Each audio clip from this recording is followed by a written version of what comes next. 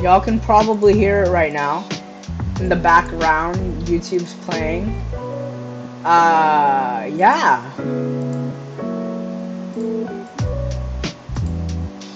By the way, I have very shitty audio.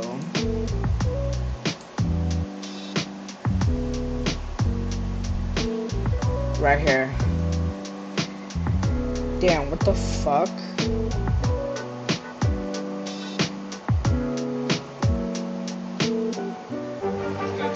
What is going to happen now? Going back and forth because Go ahead. This is it, right?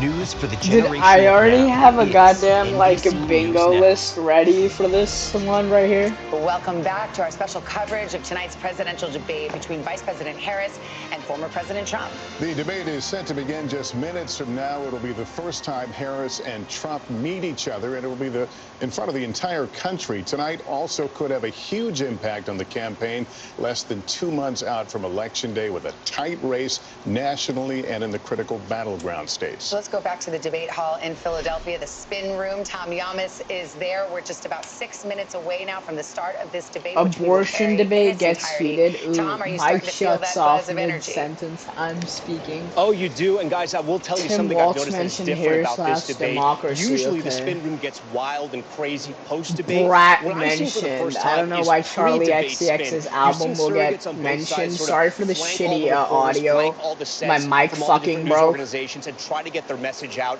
There was a ton of commotion about 10 minutes ago, and that's because RFK Jr. came into the spin room. Of course, he was RFK? the third-party candidate who has What the since fuck? endorsed former President Trump. He was followed by, I'd say dozens of reporters as he You're walked joking, through the right? spin room. RFK We're hearing kind of the Jr.? same things. Both campaigns are disciplined. They are on message. If y'all Harris don't know, surrogates I are saying the really same like thing. politics, Former y'all, President Trump is the so most experienced I'm presidential definitely debater. gonna say a This will lot be of his seventh shit. debate, and also they want to go over reproductive rights. That a vote for Trump is a vote that will limit abortion access. And then on the Trump side, Of course, they're abortion hammering the issue access. that Vice President Harris is untested. She's only done one big major interview. She's doing no town halls. And also they want to hammer home that they want to put the spotlight, and they hope the candidate does, on the issues of immigration, the economy, and the two wars overseas. What I'll be looking for, guys, tonight, who can truthfully answer the question that they are the change candidate coming out of this debate. Back to you. All right, Tom, thanks I very bet, much. I bet, Our I bet. Washington correspondent Yamiche Alcindor has been covering the Harris campaign and joins us now. Yamiche, your thoughts tonight as we're just minutes away. Hold One on, of hold the on, hold biggest on. challenges for Vice No, I'm President trying Harris to is that I've read been chat talking to a while lot I'm of doing sources this, that are just in familiar case with her people do debate click on this, preparations, because I are really how want she's to gonna talk to y'all differentiate herself about from this. President Like, Biden. it's pretty Former President crazy. Trump is going to try to make her own every single mistake that he believes President Biden made, and there's been a lot of tension among the Harris team about whether or not she should throw President Biden, under the bus figuratively and say, I disagreed with some of the policies, maybe even the withdrawal from Afghanistan, the way that it was carried out, or whether she's going to say, I served at the pleasure of the president and I agreed with everything that he did. But she has to, in some ways, really carve out what a Harris administration is going to look like and why it's not going to just be a third term of the Biden administration, or the second term of the Biden administration, rather. And the other thing that she's really going to have to do is not get pulled into personal attacks by former President Trump. They expect him to, at some point, maybe lose it. They're going to try to bait him a bit to try to lash out at her. But she really wants to remain calm, because her biggest thing that she wants to do is really introduce herself to undecided voters and voters who might not be familiar with her background, her middle-class background, that she's a child of immigrants. They really want her team really make sure that she defines herself. So that's also a big challenge that I'll be watching for, how she does that. Back to you. All right, Yamiche, thank you so much. And let's turn now to NBC's Dasha Burns, who covers the Trump campaign and joins us now. What are you hearing from the Trump campaign about the preparations Ooh, now I need to hear tonight? this. Well, look, Savannah, you've heard the former president say time and again that he does not do traditional debate prep, that campaigning is his prep. But we are told by sources that over the last few days, he has been hunkered down at Mar-a-Lago. He's been doing extensive policy sessions. And watch for him to do two things tonight, two things that his campaign wants him to do. Number one, tie Vice President Harris to President Biden. Make her own what's going on with the economy, what's going on with immigration. And number two, remind voters some of the positions she took back in 2020 when she was running for former president minutes, that were 30 left of seconds center, trying to paint right her as now. simply too liberal for those moderate swing voters in places like the suburbs of Philadelphia. Of course, that is the plan. That is what the campaign wants. But it's all going to be about the execution in the moment, especially if Harris tries to bait the former president into an outburst. Savannah.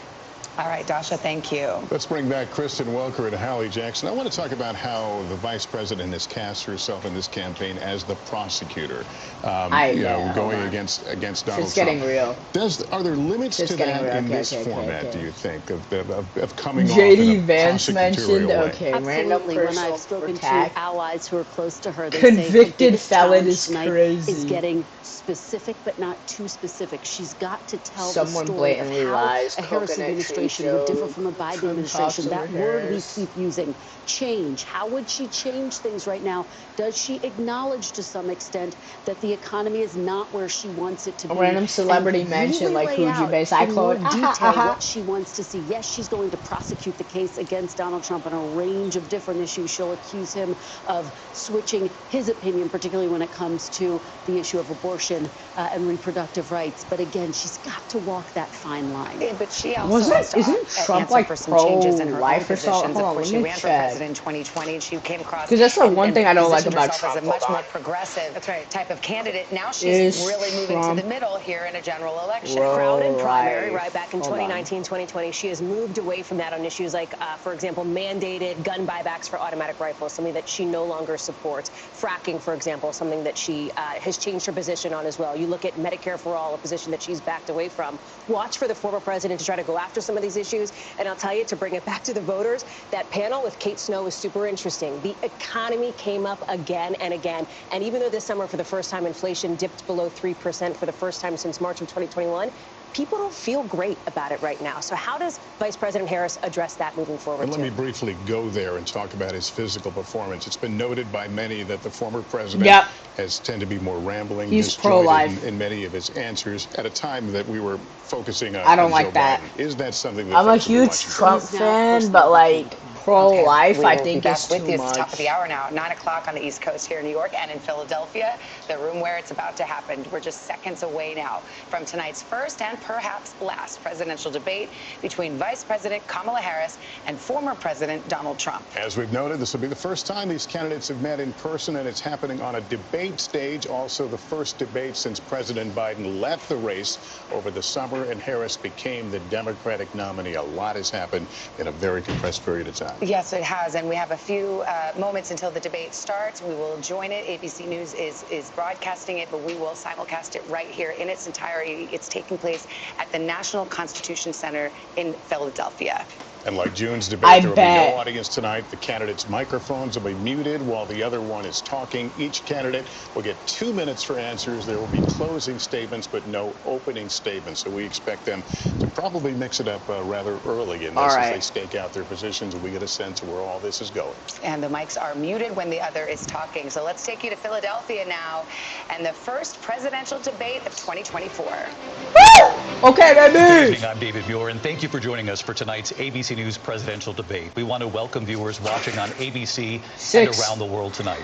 Vice President Kamala Harris and President Donald Trump are just moments away from taking the stage in this unprecedented race for president. And I'm Lindsay Davis. Tonight's meeting could be the most consequential event of their campaigns, with Election Day now less than 2 months away. For Vice President Kamala Harris, this is her first debate since President Biden withdrew from the race on July 21st. Of course, that decision followed his debate against President Donald Trump in June. Since then, this race has taken on an entirely new dynamic. And that brings us to the rules of tonight's debate. 90 minutes with 2 commercial breaks. No topics or questions have been shared with the campaigns. The candidates will have 2 minutes to answer questions, and this is the clock. That's what they'll be seeing. 2 minutes for rebuttals and 1 minute for follow-ups, clarifications, or responses. Their microphones will only be turned on when it's their turn to speak. No pre-written notes allowed. There is no audience here tonight in this hall at the National Constitution Center. This is an intimate setting for 2 candidates who have never met. Intimate setting, bro. Intimate setting is the worst way to fucking describe it, bro. What do you mean intimate? The podium to the right. So let's now welcome the candidates to the stage. Vice President Kamala Harris and President Donald Trump. I bet. 2 commercial breaks only. Okay. Woo! Yo, that's so badass. Let's have a good debate. Have fun. Thank you. Ooh, we got Trump in this bit. Welcome to you both. It's wonderful to have you. It's an honor to have you both here tonight. Good evening. We are looking forward to a spirited and thoughtful debate. So I bet. I want to begin tonight with the issue that voters repeatedly say is their #1 issue, and that is the economy and the cost of living in this country. Vice President Harris, you and President Trump were elected 4 years ago, and your opponent on the stage here tonight often asks his supporters, are you better off than you were 4 years ago? When it comes to the economy, do you believe Americans are better off than they were 4 years ago? So I was raised as a middle-class kid. Okay. And I am actually the only person on this stage who has a plan that is about lifting up the middle class and working people of America. I believe in the ambition, the aspirations, the dreams of the American people. Okay. And that is why I... Okay, by the way, fun fact, I have bias against Trump, but I'm willing to... I have open ears for everything. Because here's the thing. We know that we have a shortage of homes and housing. And the cost of housing is too expensive for far too many people. Okay. We know that young families need support to raise their children, and I intend on extending a tax cut for those families of $6,000, which is the largest child tax Bro, credit I that we can have given already in a long feel time, Trump's so that face. those young families can afford to buy a crib, buy a car seat, buy clothes for their children. Yeah, but the question is how? Passion, one of them, is small businesses. I was actually, my mother raised my sister and me, but there was a woman who helped raise us. We call her our second mother. She was a small business owner. I love our small businesses. My plan is to give a $50,000 tax deduction to start up small businesses, knowing they are part of the backbone of America's economy. My opponent, on the other hand, his plan is to do what he has done before, which is to provide a tax cut for billionaires and big corporations, which will result in $5 trillion to America's deficit. Nope. My opponent has a plan that I call the Trump sales tax, which will be a 20% tax on everyday goods that you rely on to get through the month. Middle-class families in about $4,000 more a year because of his policies and his ideas about what should be the backs of middle-class people paying for tax cuts for billionaires. President Trump, I'll give you 2 minutes. First of all, I have no sales tax. That's an incorrect statement. She knows that. We're doing tariffs on other countries. Other countries are going to finally, after 75 years, pay us back for all that we've done for the world. And the tariff will be substantial in some cases. I took in billions and billions of dollars, as you know, from China. In fact, they never took the tariff off because there was so much money they can't. It would totally destroy everything that they've set out to do. They're taking in billions of dollars from China and other places. They've left the tariffs on. When I had it, I had tariffs, and yet I had no inflation. Look, we've had a terrible economy because inflation has, which is really known as a country buster. It breaks up countries. We have inflation like very few people have ever seen before, probably the worst in our nation's history. We were at 21%, but that's being generous because many things are 50, 60, 70, and 80% higher than they were just a few years ago. Dude, her facial expression expression's is crazy. for people, for the middle class, but for every class. On top of that, we have millions of people pouring into our country from prisons and jails, from mental institutions and insane asylums, and they're coming in and they're taking jobs that are occupied right now by African Americans and Hispanics, and also unions. Unions are going to be affected very soon. And you see what's happening. You see what's happening with towns throughout the United States. You look at Springfield, Ohio. You look at Aurora in Colorado. They are taking over the towns. They're taking over buildings. They're going in violently. These are the people that Xi and Biden led into our country, and they're destroying our country. They're dangerous. They're at the highest level of criminality, and we have to get them out. He's literally talking about immigration. I created one of the greatest economies in the history of our country. I'll do it again and even better. We are going to get to immigration and border security during this debate, but I would like to let Vice President Harris respond on the economy here. Well, I would love to. Let's talk about what Donald Trump left us. Donald Trump left us the worst unemployment since the Great Depression. Damn! Donald Trump left us the worst public health epidemic in a century. Donald Trump left us the worst attack on our democracy since the Civil War. And what we have done is clean up Donald Trump's mess What we have done and what I intend to do is build on what we know are the aspirations and the hopes of the American people. But I'm going to tell you all, in this debate tonight, you're going to hear from the same old tired playbook.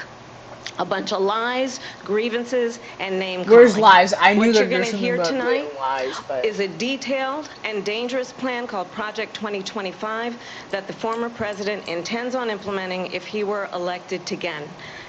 I believe very strongly that the American people want a president who understands the importance of bringing us together, knowing we have so much more in common than what separates us.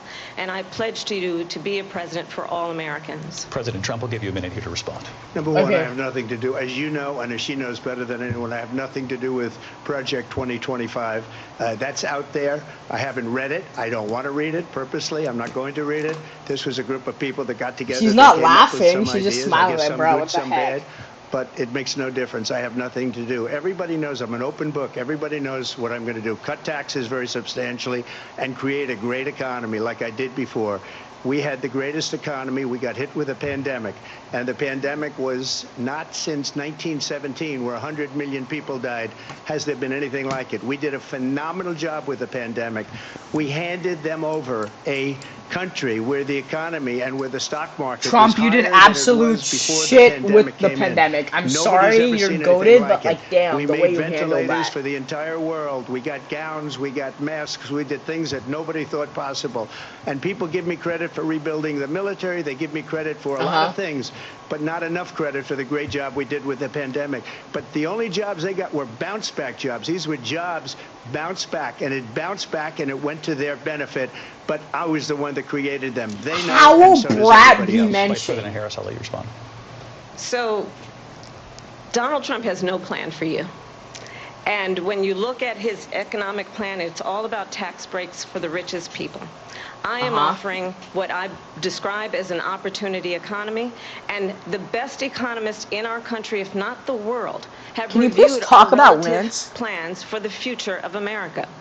What Goldman Sachs has said is that Donald Trump's plan would make the economy worse. Mine would strengthen the economy. What the Wharton School has said is Donald Trump's plan would actually explode the deficit. 16 Nobel laureates have described his economic plan as something that would increase inflation and by the middle of next year would invite a recession. You just have to look at where we are and where we stand on the issues. And I'd invite you to know that Donald Trump actually has no plan for you because he is more interested in defending himself than he is in looking out for you. It's just a soundbite. They gave her that to say. Look, I went to the Wharton School of Finance, and many of those professors, the top professors, think my plan is a brilliant plan. It's a great plan. He didn't talk over Harris, but he did talk our worth, our value as a country. It's going to make people want to be able to go and work and create jobs and create a lot of good, solid money for our country. And just to finish off, dude, Harris, you're not laughing. She doesn't have a plan. She copied Biden's plan, and it's like four sentences, like run, spot, run. Four sentences that are just, oh, we'll try and lower taxes. She doesn't have a plan. Take a look at her plan. She doesn't have a plan. Mr. President, I do want to drill down on something you both brought up. The Vice President brought up your tariffs. You responded, and let's drill down on this, because your plan is what she calls is essentially a national sales tax. Your proposal calls for tariffs, as you pointed out here, on foreign imports across the board. You recently said that you might double your plan, imposing tariffs up to 20% on goods coming into this country. As you know, many economists say that with tariffs at that level, costs are then passed on to the consumer. Vice President Harris has argued it'll mean higher prices on gas, food, clothing, medication, arguing it costs the typical family nearly $4,000 a year. Do you believe Americans can afford higher prices because of tariffs? They're not going to have higher prices. What's going to have, and who's going to have higher prices, is China and all of the countries that have been ripping us off for years. I was the only president ever. China was paying us hundreds of billions of dollars, and so were other countries. And, you know, if she doesn't like them, they should have gone out and they should have immediately cut the tariffs. Dude, I have to pay attention first to facial expressions under their administration. We are going to take in Dude, Harris, can you just laugh instead of smiling, please? Like, I just want to cross something off my bingo. I had no inflation, virtually no inflation. They had the highest inflation, perhaps, in the history of our country, because I want to know. Period of time, people can't go out and buy cereal or bacon or eggs or anything else. The people of our country are absolutely dying with what they've done. They've destroyed the economy. And all you have to do is look at a poll. The polls say 80 and 85 and even 90% that the Trump economy was great, that their economy was terrible. Vice President Harris, I do want to ask for your response, and you heard what the president said there, because the Biden administration did keep a number of the Trump tariffs in place. So how do you respond? Well, let's be clear that the Trump administration resulted in a trade deficit, one of the highest we've ever seen in the history of America. He invited trade wars. You want to talk about his deal with China? What he ended up doing is, under Donald Trump's presidency, he ended up selling American chips to China to help them improve and modernize their military, basically sold us out, when a policy about China should be in making sure the United States of America wins the competition for the 21st century, which means focusing on the details of what that requires, focusing on relationships with our allies, focusing on investing in American-based technology so that we win the race on AI, on quantum computing, focusing on what we need to do to support America's workforce so that we don't end up having, on the short end of the stick, in terms of workers' rights. But what Donald Trump did, let's talk about this, with COVID, is he actually thanked President Xi for what he did during COVID. Look at his tweet. Thank you, President Xi, exclamation point, when we know that Xi was responsible for lacking and not giving us transparency about the origins of COVID. President Trump, I'll let you respond. First of all, they bought their chips from Taiwan. We hardly make chips anymore because of philosophies like they have and policies like they have. I don't say her because she has no policy. Everything that she believed 3 years ago and 4 years ago is out the window. She's going to my philosophy now. In fact, I was going to send her a MAGA hat. She's gone to my philosophy. But if she ever she laughed. It will be the end of our country. She's a Finally, Marxist. Everybody knows she's a Marxist. Her father Marxist is crazy. In economics, and he taught her well. But when you look at what she's done to our country, and when you look at these millions and millions of people that are pouring into our country monthly, where it's, I believe, 21 million people, not the 15 that people say, and I think it's a lot higher than the 21. That's bigger than New York State pouring in. And just look at what they're doing to our country. They're criminals. Many of these people coming in are criminals. And that's bad for our economy, too. You know, you mentioned before, we'll talk about immigration later. Well, bad immigration is the worst thing that can happen to our economy. They have, and she has, destroyed our country with policy that's insane. Almost policy that you'd say they have to hate our country. President Trump, thank you. Lindsay? I want to turn to the issue of abortion. President Trump, you've often touted that you were able to kill Roe v. Wade last year. And you said that you were proud to be the most pro-life president in American history.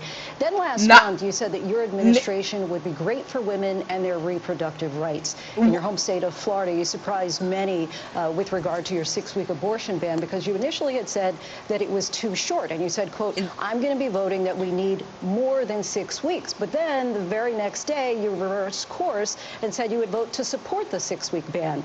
Vice President Harris says that women shouldn't trust you on the issue of abortion because you've changed your position so many times. Therefore, why should they trust you? Well, the reason I'm doing that vote is because the plan is, as you know, the vote is, they have abortion in the 9th month. They even have, and you can look at the governor of West Virginia, the previous governor of West Virginia, not the current governor, is doing an excellent job, but the governor before, he said the baby will be born and we will decide what to do with the baby. In other words, we'll execute the baby. And that's why I did that, because it predominates. Because they're radical. Dude, are you fucking crazy? Radical in that. And her vice presidential pick, which I think was a horrible pick, by the way, for our country, because he is really out of it. But Where's her Tim vice Walz? presidential pick says abortion in the 9th month is absolutely fine. He also says execution after birth. It's execution, no longer abortion, because the baby is born, is okay. And that's not okay with me, hence the vote. But what I did is something for 52 years. They've been trying to get Roe v. Wade into the states. And through the genius and heart and strength of 6 Supreme Court justices, we were able to do that. Now, I believe in the exceptions for rape, incest, and life of the mother. I believe strongly in it. Ronald Reagan did also. 85% of Republicans do. Exceptions. Very important. But we were able to get it, and now states are voting on it. And for the first time, you're going to see, look, this is an issue that's torn our country apart for 52 years. Every legal scholar, every Democrat, every Republican, I think it should be first, second, third month, honestly. All wanted this 9th issue month is to be crazy. brought back to the states where the people could vote. And that's what happened. And now, Ohio, the vote was somewhat liberal. Kansas, the vote was somewhat liberal, much more liberal than people would have thought. But each individual state is voting. It's the vote. By the way, he mentioned Walz, so I think she's going to mention Vance. I did a great service in doing it. It took courage to do it. And the Supreme Court had great courage in doing it. And I give tremendous credit to those 6 justices. There is no state in this country where it is legal to kill a baby after it's born. Madam Vice President, I want to get your response to President Trump. Well, as I said, you're going to hear a bunch of lies, and that's not actually a surprising fact. Let's understand how we got here. Donald Trump hand-selected 3 members of the United States Supreme Court with the intention that they would undo the protections of Roe v. Wade. And they did exactly as he intended. And now in over 20 states, there are Trump abortion bans, which make it criminal for a doctor or nurse to provide health care. In one state, it provides prison for life. What? Trump abortion bans that make no exception even for rape and incest, which understand what that means. A survivor of a crime of violation to their body does not have the right to make a decision about what happens to their body. No. If you didn't make an exception of fucking rape and incest, one does not have to abandon their faith or deeply held beliefs to agree. The government, and Donald Trump certainly, should not be telling a woman what to do with her body. I have talked with women around our country. You want to talk about this is what people wanted? Pregnant women who want to carry a pregnancy to term, suffering from a miscarriage, being denied care in an emergency room because the healthcare providers are afraid they might go to jail, and she's bleeding out in a car in the parking lot. She didn't want that. Her husband didn't want that. A 12 or 13-year-old survivor of incest being forced to carry a pregnancy to term. They don't want that. And I pledge to you, when Congress passes a bill to put back in place the protections of Roe v. Wade, as President of the United States, I will proudly sign it into law. But understand, if Donald Trump were to be reelected, he will sign a national abortion ban. Understand, in his Project 2025, there would be a national abortion, a monitor that would be monitoring your pregnancies, your miscarriages. I think the American people believe that certain freedoms, in particular the freedom to make decisions about one's own body, should not be made by the government. Thank you, Vice President Harris. Well, there she goes again. It's a lie. I'm not signing a ban, and there's no reason to sign a ban, because we've gotten what everybody wanted. Democrats, Republicans, and everybody else, and every legal scholar wanted it to be brought back into the states, and the states are voting. And it may take a little time, but for 52 years, this issue has torn our country apart, and they've wanted it back in the states. And I did something that nobody thought was possible. The states are now voting. What she says is an absolute lie. And as far as the abortion ban, no, I'm not in favor of abortion ban, but it doesn't matter, because this issue has now been taken over by the states. Would you veto a national abortion ban if it came to your desk? Well, I won't have to, because again, 2 things. Number one, she said she'll go back to Congress. She'll never get the vote. It's impossible for her to get the vote, especially now with the 50-50, essentially 50-50 in both Senate and the House. She's not going to get get it. the vote. She can't get the vote. She won't even come close to it. So it's just talk. You know what it reminds me of? When they said they're going to get student loans terminated, and it ended up being a total catastrophe. The student loans, and then her, I think probably her boss, if you call him a boss, he spends all his time on the beach. But look, her boss went out and said, we'll do it again. We'll do it a different way. And he went out, got rejected again by the Supreme Court. So all these students got taunted with this whole thing about this whole idea. And how unfair that would have been, part of the reason they lost, to the millions and millions of people that had to pay off their student loans. They didn't get it for free. But they were saying it's the same way that they talked about that they talk about abortion. But if I could just get a yes or no, because your running mate, J.D. Vance, has said that you would veto if it did come to your desk. Well, I didn't discuss it with J.D. In all fairness. J.D., and I don't mind if he has a certain view, but I think he was speaking for me, but I really didn't. Look, we don't have to discuss it because she'd never be able to get it, just like she couldn't get student loans. They couldn't get student loans. They didn't even come close to getting student loans. They taunted young people and a lot of other people that had loans. They can never get this approved. So it doesn't matter what she says about going to Congress. Well, wonderful. Let's go to Congress, do it. But the fact is that for years they wanted to get it out of Congress and out of the federal government, and we did something that everybody I said doubt I'll couldn't be able to done. get a And now blackout. you have a vote of the people on abortion.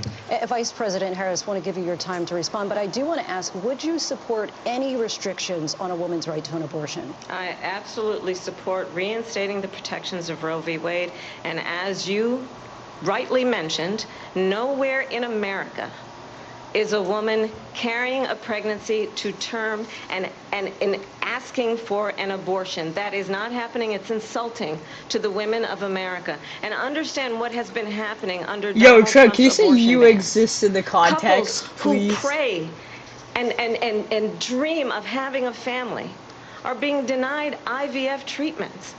What is happening in our country? Working people, working women who are working 1 or 2 jobs, who can barely afford childcare as it is, have to travel to another state to get on a plane sitting next to strangers to go and get the health care she needs. Barely can afford to do I live it, in and what you are California, putting dog. her I'm good. through is unconscionable. And the people of America have not, the majority of Americans Dude, I can believe in a see woman's by right to in make his decisions about mind her own body. that And that he is why has no guilt. in every state where this issue has been on the ballot, in red and blue states both, the people of America have voted for freedom. Vice President Harris, Excuse me, I thank have you. to respond. Another lie. It's another lie. I have been a leader on IVF, I'm just gonna say it right which now. is fertilization. The He's IVF, done it. I have been a leader. In fact, when they got a very negative decision on IVF from the Alabama courts, I saw the people of Alabama and the legislature 2 days later voted it in. I've been a leader on it. They know that, and everybody else knows it. I have been a leader on fertilization, IVF. And the other thing, you should ask, will she allow abortion in the 8th month, 9th month, 7th month? Come on. Okay, would you do that? Why don't you ask her that question? Why don't you answer That's the problem. question? Would you because veto? under Roe v. Answer Wade, the question. Would you veto? I got it down. The I got it down. I got it down. I got the it down. 9th month, and probably after birth. Just look at the former governor of Virginia. The governor of Virginia said, we put the baby aside, and then we determine what we want to do with the baby. President Trump, thank you. We're going to turn now to immigration and border security. We know it's an issue that's important to Republicans, Democrats, voters across the board in this country. Vice President Harris, you were tasked by President Biden with getting to the root causes of migration from Central America. We know that illegal border crossings reached a record high in the Biden administration. This past June, President Biden imposed tough new asylum restrictions. We know the numbers since then have dropped significantly. But my question to you tonight is, why did the administration wait until 6 months before the election to act? And would you have done anything differently from President Biden on this? So I'm the only person on this stage who has prosecuted transnational criminal organizations for the trafficking of guns, drugs, and human beings. And let me say that the United States Congress, including some of the most conservative members of the United States Senate, came up with a border security bill which I supported. And that bill would have put 1,500 more border agents on the border to help those folks who are working there right now overtime trying to do their job. It would have allowed us to stem the flow of fentanyl coming into the United States. I know there are so many families watching tonight who have been personally affected by the surge of fentanyl in our country. That bill would have put more resources to allow us to prosecute transnational criminal organizations for trafficking in guns, drugs, and human beings. But you know what happened to that bill? Donald Trump got on the phone, called up some folks in Congress and said, kill the bill. And you know why? Because he'd prefer to run on a problem instead of fixing a problem. And understand, this comes at a time where the people of our country actually need a leader who engages in solutions, who actually addresses the problems at hand. But what we have in the former president is someone who would prefer to run on a problem instead of fixing a problem. And I'll tell you something, he's going to talk about immigration a lot tonight, even when it's not the subject that is being raised. And I'm going to actually do something really unusual, and I'm going to invite you to attend one of Donald Trump's rallies, because it's a really interesting thing to watch. You will see during the course of his rallies, he talks about fictional characters like Hannibal Lecter. He will talk about windmills cause cancer. And what you will also notice is that people start leaving his rallies early out of exhaustion and boredom. And I will tell you, the one thing you will not hear him talk about is you. You will not hear him talk about your needs, your dreams, and your desires. And I'll tell you, I believe you deserve a president who actually puts you first, and I pledge to you that I will. Vice President Harris, thank you. President Trump, on that point, I want to get your response. Well, I would like to respond. Let me just ask, though, why did you try to kill that bill, and successfully so? That would have put thousands of additional agents and officers on the border. First, let me respond as to the rallies. She said people start leaving. People don't go to her rallies. There's no reason to go. And the people that do go, she's bussing them in and paying them to be there, and then showing them in a different light. So she can't talk about that. People don't leave my rallies. We have the biggest rallies, the most incredible rallies in the history of politics. What is Kamala Harris's net worth? Their country back. Our country is being lost. We're a failing nation. And it happened 3.5 years ago.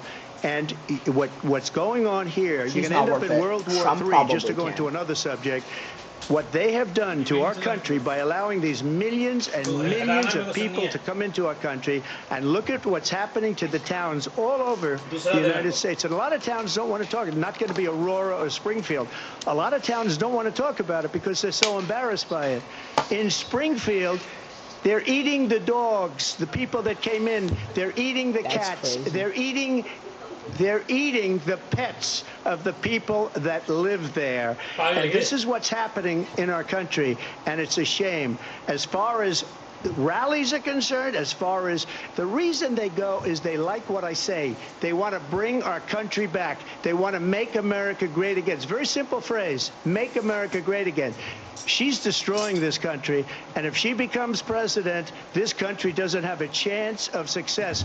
Not only success, we'll end up being Venezuela on steroids.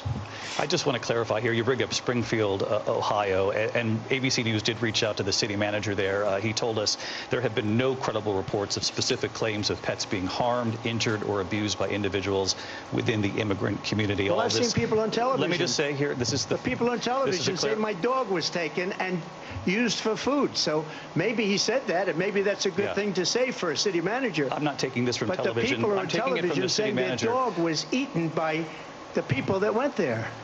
Again, the Springfield city manager says there's no evidence of that. Vice President Harris, I'll let you respond to the rest of what you've heard. You talk about extreme.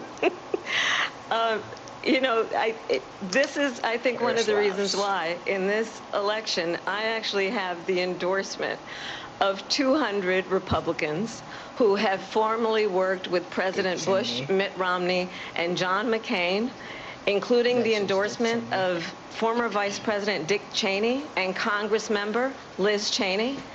And if you want to really know the inside track on who the former president is, if he didn't make it clear already, just ask people who have worked with him. His former chief of staff, a 4-star general, has said he has contempt for the Constitution of the United States. His former national security advisor has said he is dangerous and unfit. His former Secretary of Defense has said the nation, the Republic, would never survive another Trump term. And when we listen to this kind of rhetoric, when the issues that affect the American people are not being addressed, I think the choice is clear in this election. President Trump, I'll give you a quick minute to respond here. Thank you, because when I hear that, see, I'm a different kind of a person. I fired most of those people, not so graciously. They did bad things or a bad job. I fired them. They never fired one person. They didn't fire anybody having to do with Afghanistan and the Taliban and the 13 people who's were just killed, viciously and violently killed. And I got to know the parents and the family. They didn't fire. They should have fired all those generals, all those top people, because that was one of the most incompetently handled situations anybody has ever seen. So when somebody does a bad that one's job, not a lie. I fire him.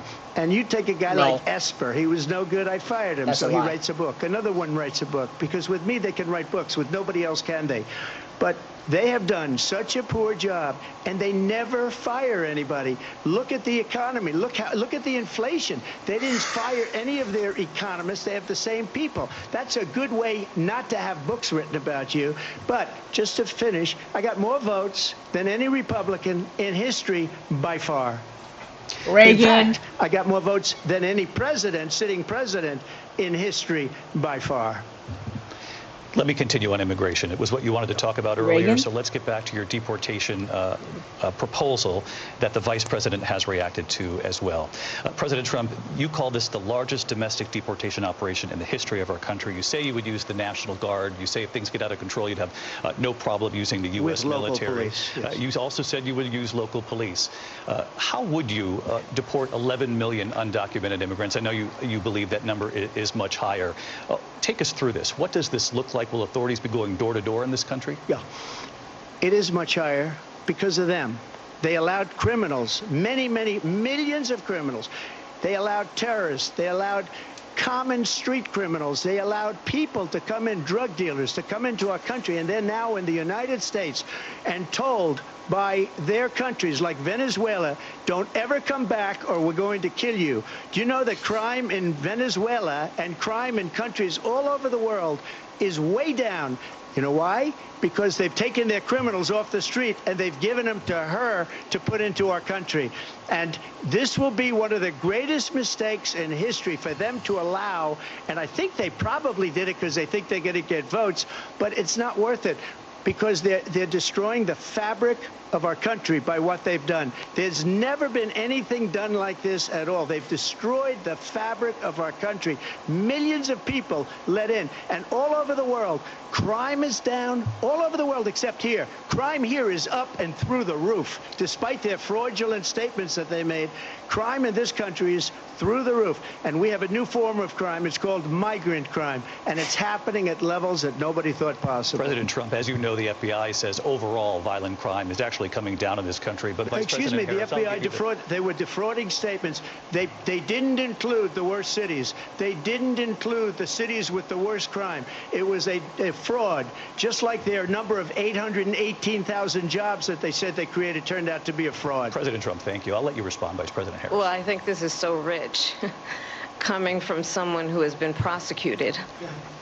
for national security crimes, economic crimes, election interference, has been found liable for sexual assault, and his next big court appearance is in November at his own criminal sentencing.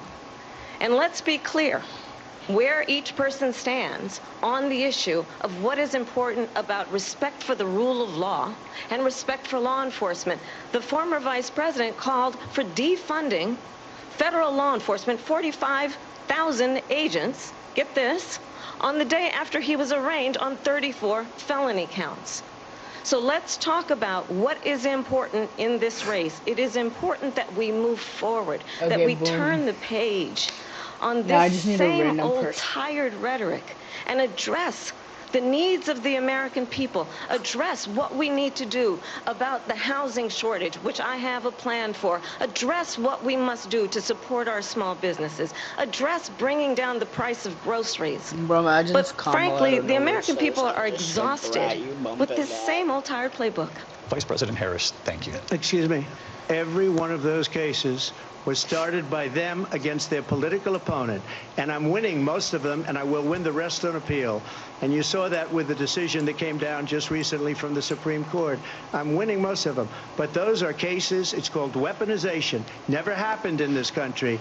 They weaponized the Justice Department. Every one of those cases was involved with the DOJ, from Atlanta and Fani Willis to the Attorney General of New York and the DA in New York. Every one of those cases.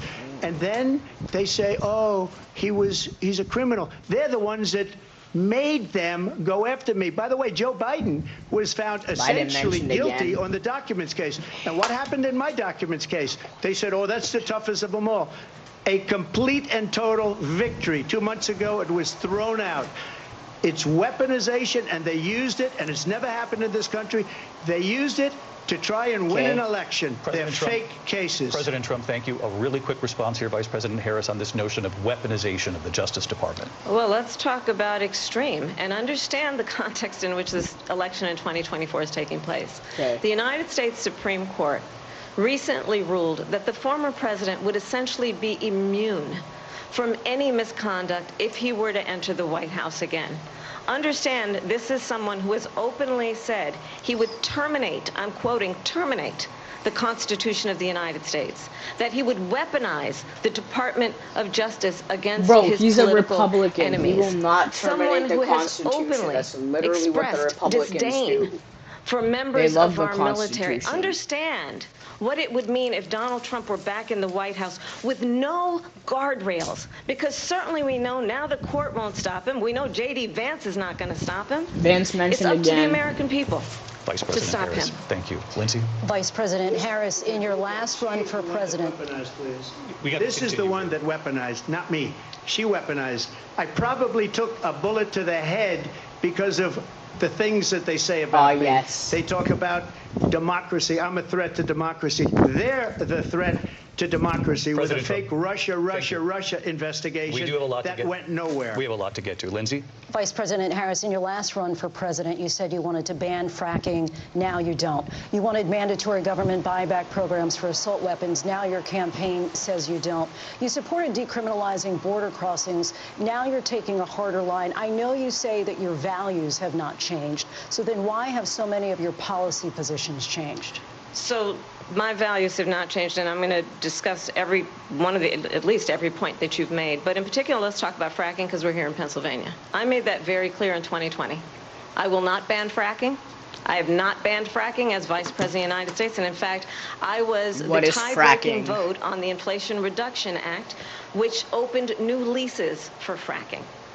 My position is that we have got to invest in diverse sources of energy so we reduce our reliance on foreign oil. We have had the largest increase in domestic oil production in history because of an approach that recognizes that we cannot over-rely on foreign oil. As it relates to my values, let me tell you, I grew up a middle-class kid raised by a hardworking mother who worked and saved and was able to buy our first home when I was a teenager. Damn. The values I bring to the importance of home ownership, knowing not everybody got handed $400 million on a silver platter and then filed bankruptcy 6 times, is a value that I bring to my work to say we are going to work with the private sector and home builders to increase 3 million homes, increase by 3 million homes by the end of my first term. My work that is related to having a friend when I was in high school who was sexually assaulted by her stepfather. What? And my focus then on protecting women and children from violent crime is based on a value that is deeply grounded in the importance of standing up for those who are most vulnerable. My work that is about protecting Social Security and Medicare is based on long-standing work that I have done. Protecting seniors from have not changed. And what is important is that there is a president who actually brings values and a perspective Trump, that is you might about want to come back to lifting this, people bro. up and not I don't know how you're beating gonna come people back, dog. down and name-calling. The true measure of the leader is the leader who actually understands the strength is not in beating people down, it's in lifting people up. I intend to be that president. President Trump, your response? First of all, I wasn't given $400 million. I wish I was. My father was a Brooklyn builder, Brooklyn, Queens, and a great father, and I learned a lot from him. But I was given a fraction of that, a tiny fraction, and I built it into many, many billions of dollars, many, many billions. And when people see it, they are even surprised. So we don't have to talk about that. Fracking, she's been against it for 12 years. Defund the police, she's been against that forever. She gave all that stuff up very wrongly, very horribly, and everybody's laughing at it, okay? They're all laughing at it. She gave up at least 12 and probably 14 or 15 different policies. Like, she was big on defund the police. In Minnesota, she went out, wait a minute, I'm talking now, if you don't mind, please. Oh, I'm talking. Does that sound familiar? Let's go, let's go, let's go. She went out in Minnesota and wanted to let criminals that killed people, that burned down Minneapolis, she went out and raised money to get them out of jail. She did things that nobody would ever think of. Now she wants to do transgender operations on illegal aliens that are in prison. This is a radical left liberal that would do this. She wants to confiscate your guns, and she will never allow fracking in Pennsylvania. If she won the election, fracking in Pennsylvania will end on day one. Just to finish one thing, so important in my opinion. So I got the oil business going like nobody has ever done before. When they took over, they got rid of it, started getting rid of it, and the prices were going up the roof. They immediately let these guys go to where they were. I would have been 5 times, 4 times, 5 times higher, because you're talking about 3.5 years ago. They got it up to where I was because they had no choice, because the prices of energy were quadrupling and doubling. You saw what happened to gasoline. So they said, let's go back to Trump.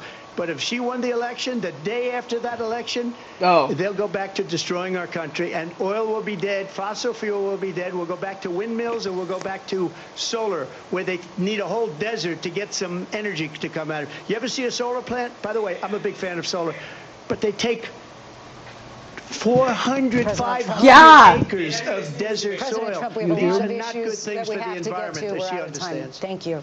Lindsay, thank you. Dude,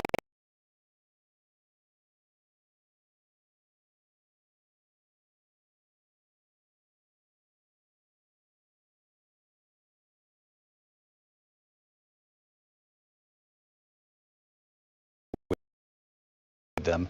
The country and the world saw what played out at the Capitol that day, the officers coming under attack. Okay. Aides in the West Wing say you watched it unfold on television off the Oval Office. You did send out tweets, but it was more than 2 hours before you sent out that video message telling your supporters to go home. Is there anything you regret about what you did on that day? You just said a thing that isn't covered. Peacefully and patriotically, I said during my speech, not later on. Peacefully and patriotically. And nobody on the other side was killed. Ashley Babbitt was shot by an out-of-control police officer that should have never, ever shot her. It's a disgrace. But we didn't do this group of people that have been treated so badly. Race? I ask, what about all the people that are pouring into our country and killing people? That she surprisingly is not even even talking about. Remember that. She was the border czar. She doesn't want to be called the border czar because she's embarrassed by the border. In fact, she said at the beginning, well, I'm surprised you're not talking about the border yet. That's because she knows what a bad job they've done. What about those people? When are they going to be prosecuted? When are these people from countries all over the world, not just South America, they're coming in from all over the world, David, all over the world, and crime rates are down all over the world because of it. But let me just when are those, David, when are those people going to be prosecuted? When are the people that burned down Minneapolis going to be prosecuted? Or in Seattle, they went into Seattle, they took over a big percentage of the city of Seattle. When are those people going to be prosecuted? But let me just ask you. You might ask her that question. You were the president. You were watching it unfold on television. It's a very simple question as we move forward toward another election. Is there anything you regret about what you did on that day? Yes, sir. I had nothing to do with that other than they asked me to make a speech. I showed up for a speech. I said, I think it's going to be big. I went to Nancy Pelosi and the mayor of Washington, D.C., and the mayor put it back in writing, as you know. I said, you know, this is going to be a very big rally or whatever you want to call it. And again, it wasn't done by me. It was done by others. I said, I'd like to give you 10,000 National Guard or soldiers. They rejected me. Nancy Pelosi rejected me. It was just 2 weeks ago. Her daughter has a tape of her saying she is fully responsible for what happened. They want to get rid of that tape. It would have never happened if Nancy Pelosi and the mayor of Washington did their jobs. I wasn't responsible for security. Nancy Pelosi was responsible. She didn't do her job. The question was about you as president, not about former Speaker Pelosi. But I do want Vice President Harris to respond here. I was at the Capitol on January 6th. I was the vice president-elect. I was also an acting senator. I was there. And on that day, the President of the United States incited a violent mob to attack our nation's capital, to desecrate our nation's capital. On that day, 140 law enforcement officers were injured, and some died. And understand, the former president has been indicted and impeached for exactly that reason. But this is not an isolated situation. Let's remember Charlottesville, where there was a mob of people carrying tiki torches, spewing anti-Semitic hate. And what did the president then at the time say? There were fine people on each side. Let's remember that when it came to the Proud Boys, a militia, the president said, the former president said, stand back and stand by. So for everyone watching who remembers what January 6th was, see, January 6th mentioned. We don't have to go back. Let's not go back. We're not going back. It's time to turn the page. And if that was a bridge too far for you, well, there is a place in our campaign for you to stand for country, to stand for our democracy, to stand for rule of law. 2 bingos, by the way, I just saw that. And to end. Let's turn the page on this. Let's not go back. Let's chart a course for the future and not go backwards to the past. Let me just follow up here.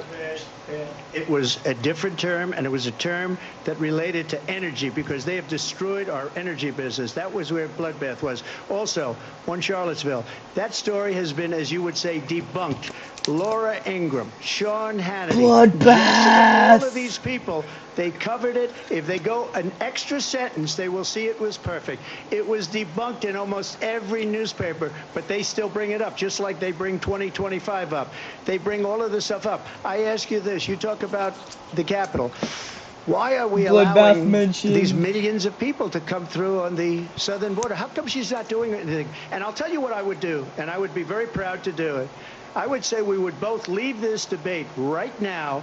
I'd like to see her go down to Washington, D.C. during this debate because we're wasting a lot of time. Go down to, because she's been so bad, it's so ridiculous. Go down to Washington, D.C. and let her sign a bill to close up the border because they have the right to do it. They don't need bills. They have the right to do it. The President of the United States, you'll get him out of bed. You'll wake him up at 4 o'clock in the afternoon. You'll say, come on down to the office. Let's sign a bill. If he signs a bill that the border is closed, all he has to do is say it to the Border Patrol, who are phenomenal. If they do that, the border is closed. Those people are killing many people, unlike J6. We talked immigration here tonight. I do want to focus on this next issue to both of you because it really brings us this into focus, truth in these times that we're living in. Mr. President, for 3.5 years after you lost the 2020 election, you repeatedly falsely claimed that you won, many times saying you won in a landslide. In the past couple of weeks leading up to this debate, you have said, quote, you lost by a whisker, that you, quote, didn't quite make it, that you came up a little bit short. I said that? Are you now acknowledging that you lost in 2020? No, I don't acknowledge that at all. But I said that sarcastically. You know that. It was said, oh, we lost by a whisker. That was said sarcastically. Look, there's so much proof. All you have to do is look at it. And they should have sent it back to the legislatures for approval. I got almost 75 million votes, the most votes any sitting president has ever gotten. I was told if I got 63, which was what I got in 2016, you can't be beaten. The election, people should never be thinking about an election as fraudulent. We need 2 things. We need walls. And we have to have it. We have to have borders, and we have to have good elections. Our elections are bad. And a lot of these illegal immigrants coming in, they're trying to get them to vote. They can't even speak English. They don't even know what country they're in practically. And these people are trying to get them to vote. And that's why they're allowing them to come into our country. I did watch all of these pieces of video. I didn't detect the sarcasm, lost by a whisker. We didn't quite make it. And we should just point out here as clarification, and you know this, you and your allies, 60 cases in front of many judges, many of them Republican. No judge looked at it. And said they said we didn't have standing. That's the other thing.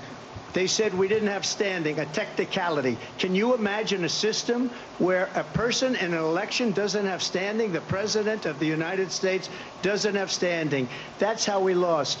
If you look at the facts, and I'd love to have you'll do a special on it. I'll show you Georgia, and I'll show you Wisconsin, and I'll show you Pennsylvania, and I'll show you. We have so many facts and statistics, but you know what? That doesn't matter, because we have to solve the problem that we have right now. That's old news. And the problem that we have right now is we have a nation in decline, and they have put it into decline. We have a nation that is dying, David. Mr. President, thank you. Vice President Harris, you heard the president there tonight. He said he didn't say that he lost by a whisker, so he still believes he did not lose the election that was won by President Biden and yourself. But I do want to ask you about something that's come up in the last couple of days. This was a post from President Trump about this upcoming election just weeks away. He said, when I win, those people who cheated, and then he lists donors, voters, election officials, he says will be prosecuted to the fullest extent of the law, which will include long-term prison sentences. One of your campaign's top lawyers responded saying, we won't let Donald Trump intimidate us. We won't let him suppress the vote. Is that what you believe he's trying to do here? Donald Trump was fired by 81 million people. So let's be clear about that. And clearly he is having a very difficult time processing that. But we cannot afford to have a president of the United States who attempts, as he did in the past, to upend the will of the voters in a free and fair election. And I'm going to tell you that I have traveled the world as Vice President of the United States, and world leaders are laughing at Donald Trump. I have talked with military leaders, some of whom worked with you, and they say you're a disgrace. And when you then talk in this way in a presidential debate and deny what over and over again are court cases you have lost because you did in fact lose that election, it leads one to believe that perhaps we do not have in the candidate to my right the temperament or the ability to not be confused about fact. That's deeply troubling, and the American people deserve better. I'll give you 1 minute to respond, Mr. President. Let me just say about world leaders. Viktor Orban, one of the most respected men, they call him a strong man. He's a tough person, smart. Prime Minister of Hungary. They said, why is the whole world blowing up? 3 years ago it wasn't. Why is it blowing up? He said, because you need Trump back as president. They were afraid of him. China was afraid, and I don't like to use the word afraid, but I'm just quoting him. China was afraid of him. North Korea was afraid of him. Look at what's going on with North Korea, by the way. He said Russia was afraid of him. I ended the Nord Stream 2 pipeline, and Biden put it back on day one, but he ended the XL pipeline. The XL pipeline in our country, he ended that. But he let the Russians build a pipeline going all over Europe and heading into Germany, the biggest pipeline in the world. Look, Viktor Orban said it. He said the most respected, most feared person is Donald Trump. We had no problems when Trump was president. But when this weak, pathetic man that you saw at a debate just a few months ago, that if he weren't in that debate, he'd be running instead of her. She got no votes. He got 14 million votes. What you did, you talk about a threat to democracy. He got 14 million votes, and they threw him out of office. And you know what? I'll give you a little secret. He hates her. He can't stand her. But he got 14 million votes. They threw him out. She got 0 votes. And when she ran, She was the first one to leave because she failed, and now she's running. I don't understand it, but I'm okay with it because your time is I think up. we're going to do very well. We've got a lot more to get to. Turning now to the Israel-Hamas war and the hostages who are still being held, Americans among them. Vice President Harris, in December, you said, quote, Israel has a right to defend itself, but you added, quote, it matters how, saying international humanitarian law must be respected. Israel must do more to protect innocent civilians. You said that 9 months ago. Now an estimated 40,000 Palestinians are dead. Nearly 100 hostages remain. Just last week, Prime Minister Benjamin Netanyahu said there's not a deal in the making. President Biden has not been able to break through the stalemate. How would you do it? Well, let's understand how we got here. On October 7, Hamas, a terrorist organization, slaughtered 1,200 Israelis. Many of them young people who were simply attending a concert. Women were horribly raped. And so absolutely, I said then, I say now, Israel has a right to defend itself. We would. And how it does so matters. Because it is also true, far too many innocent Palestinians have been killed. Children, mothers. What we know is that this war must end. It must end immediately, and the way it will end is we need a ceasefire deal and we need the hostages out. And so we will continue to work around the clock on that. Work around the clock, also understanding that we must chart a course for a two-state solution. And in that solution, there must be security for the Israeli people and Israel, and in equal measure for the Palestinians. But the one thing I will assure you always, I will always give Israel the ability to defend itself, in particular as it relates to Iran and any threat that Iran and its proxies pose to Israel. But we must have a two-state solution where we can rebuild Gaza, where the Palestinians have security, self-determination, and the dignity they so rightly deserve. President Trump, how would you negotiate with Netanyahu and also Hamas in order to get the hostages out and prevent the killing of more innocent civilians in Gaza? If I were president, it would have never started. If I were president, Russia would have never, ever, I know Putin very well, he would have never, and there was no threat of it either, by the way, for 4 years, have gone into Ukraine and killed millions of people when you add it up, and far worse than people understand what's going on over there. But when she mentions about Israel, all of a sudden, she hates Israel. She wouldn't even meet with Netanyahu when he went to Congress to make a very important speech. She refused to be there because she was at a sorority party of hers. She wanted to go to the sorority party.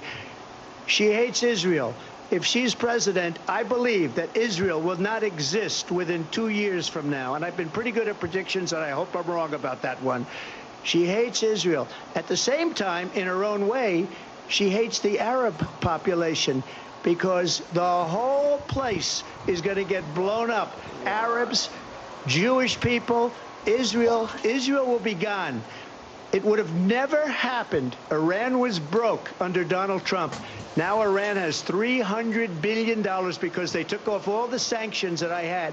Iran had no money for Hamas or Hezbollah or any of the 28 different spheres of terror. And they are spheres of terror, horrible terror. They had no money.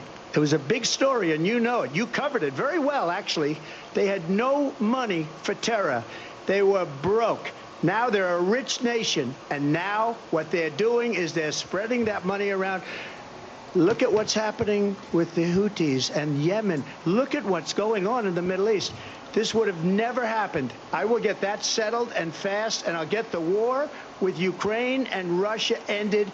If I'm president-elect, I'll get it done before even becoming president. Vice President Harris, he says you hate Israel. That's absolutely not true. I have my entire career and life supported Israel and the Israeli people. He knows that.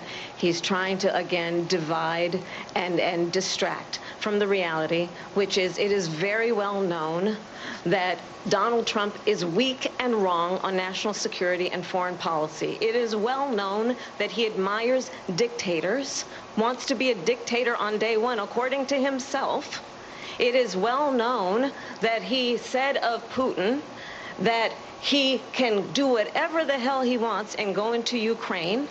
It is well known that he said when Russia went into Ukraine, it was brilliant. It is well known he exchanged love letters with Kim Jong-un. And it is absolutely well known that these dictators and autocrats are rooting for you to be president again because they're so clear. They can manipulate you with flattery and favors.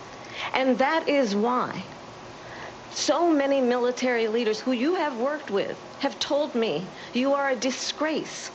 That is why we understand that we have to have a president who is not consistently weak and wrong on national security, including the importance of upholding and respecting in highest regard our military. Vice President Harris, thank you. They're the ones, and she's the one that caused it, that's weak on national security by allowing every nation last month for the year, 168 different countries sending people into our country. Their crime rates are way down.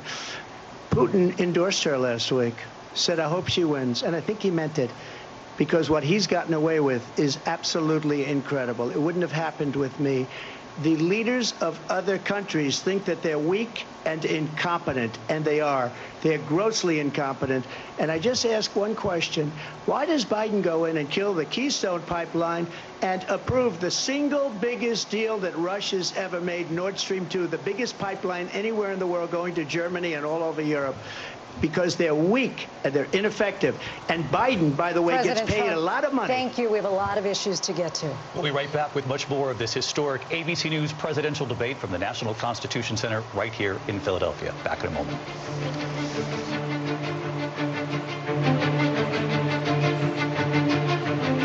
The ABC News presidential debate will continue after this.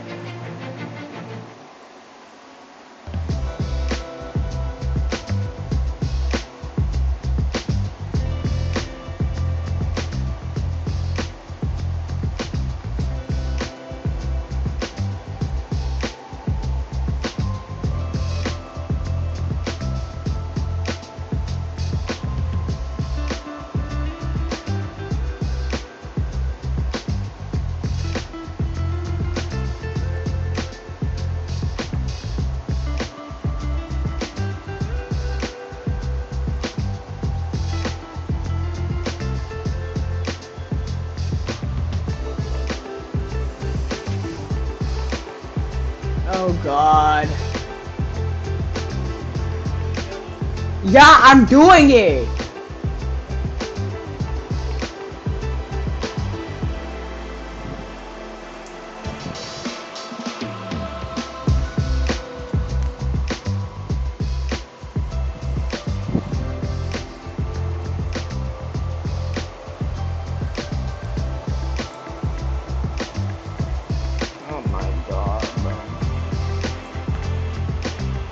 The commercial breaks are crazy, bro. We have one more after this too, bro. How long do I have to sit down for this bad boy?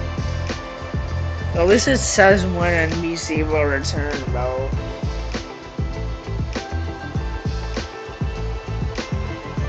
Dude, my AirPod is already at 68, which is insane.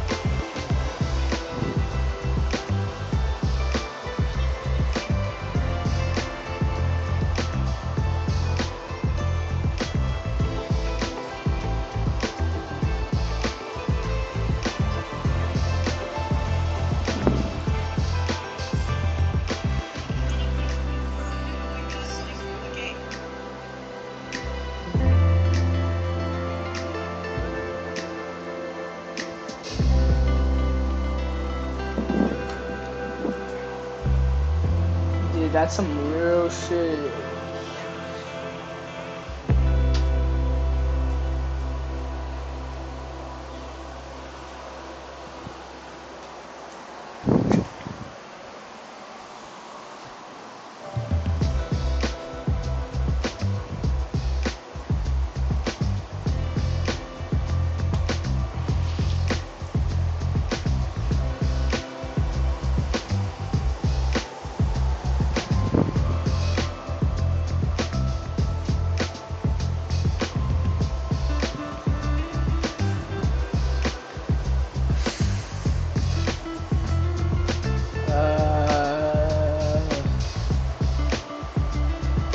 Dude, I already have 2 bingos. Like, do I keep doing this?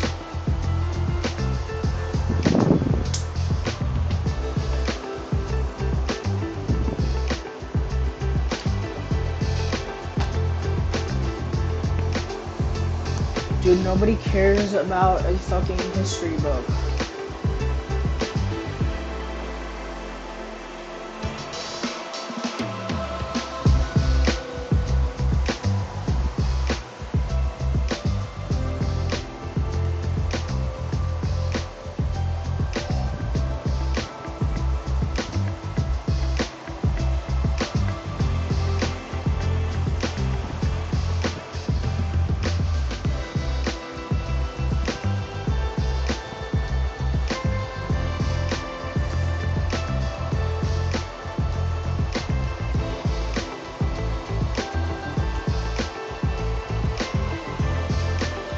Top story live from Paris, live in Tel Aviv. We are here in Butler, Pennsylvania. Every weeknight, it's your news playlist. Top story with Tom Llamas, streaming weeknights at 7 on NBC News Now. We're back with tonight's debate between Kamala Harris and Donald Trump. When it ends in just a few minutes, join us for an analysis of tonight's key moments. Our team will break down how it could shake up the final sprint